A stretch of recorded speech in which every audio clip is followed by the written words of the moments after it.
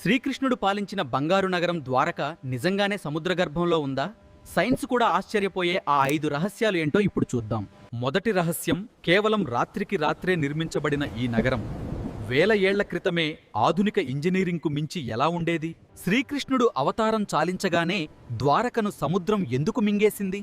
అది కేవలం శాపమా లేక ప్రకృతి విపత్తా?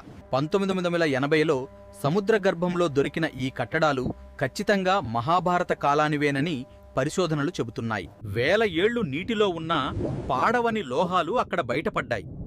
ఆ కాలంలోనే ఇంతటి టెక్నాలజీ సాధ్యమా? మనకు తెలిసిన దానికంటే ద్వారక చాలా రెట్లు పెద్దదని, సముద్రంలో మైళ్ల దూరం విస్తరించి ఉందని శాస్త్రవేత్తలు గుర్తించారు. పురాణాలు చెప్పే నిజాలను సైన్స్ ఇప్పుడు ఒక్కొక్కటిగా నిరూపిస్తోంది. ఇది కేవలం కథ కాదు, మన చరిత్ర.